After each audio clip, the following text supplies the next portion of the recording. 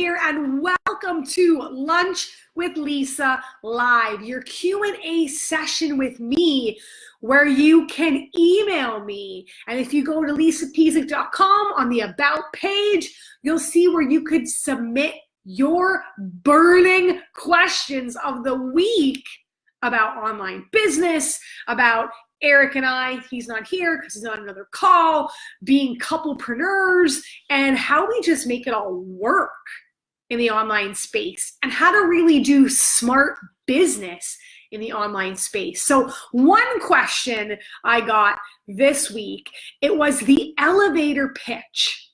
What do I say when I'm in the elevator with people? And the elevator, is kind of used loosely, meaning when I'm in line with people, at the coffee shop, when I am picking up my kiddo at school and someone makes small talk with me and asks me what I do, and I want to deepen that conversation with people, but I literally have a one-liner. I literally have, if you're truly on the elevator, I have 15 seconds or 5 seconds till we get to that next floor. What do I say? And the do's and don'ts of that is what I want to go over. So the don'ts, you don't want to specifically tell people what you do, because the thing with an elevator pitch is you want to evoke curiosity.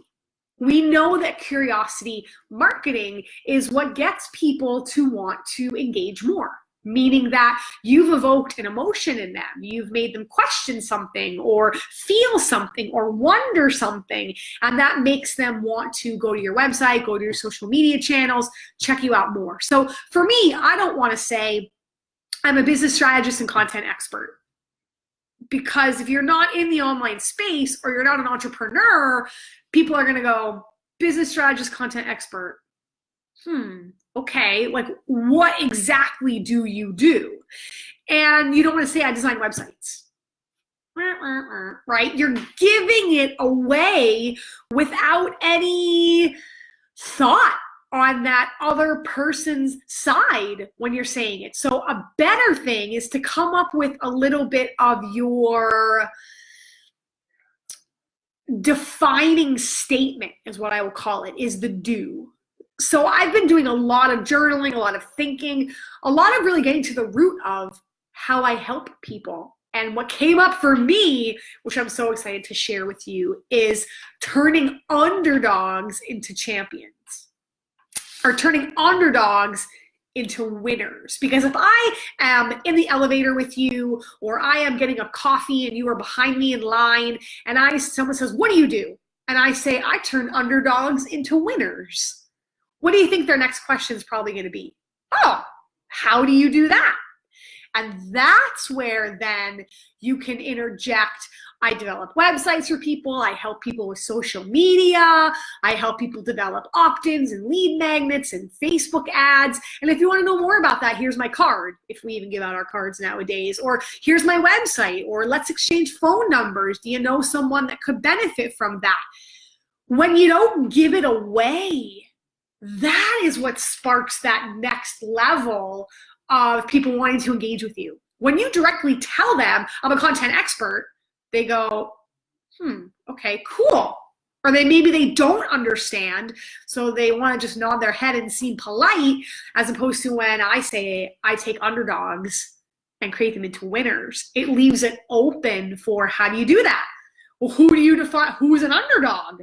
What do you define as a winner?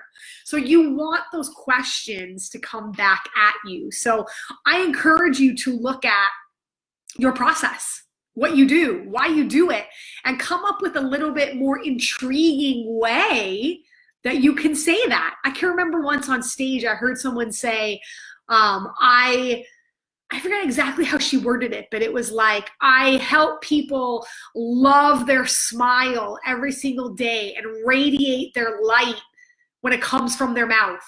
And she's like, that's a very fancy way to say I am a dentist. And I'm like, oh, I love that. Because if you say to somebody, what do you do? And you say, I'm a dentist. They're like, oh, cool. As opposed to where you say, I help people light themselves and light other people up with their smile.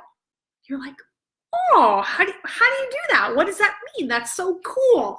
So that's my challenge to you, and that's how I want to answer that question this week. That is the best way to have an elevator pitch, because really you don't want it to stop at the elevator pitch. You want that to continue. And that's my lunch with Lisa live. Forgive me, I'm like post-workout, no makeup, coming to you in my sweats. It's just one of those days, friends. So entrepreneurs, I know that you understand what that's like. Some days you got days to look beautiful and pretty and well put together in makeup. And then other days you're just flying by the seat of your pants because you got some stuff going on.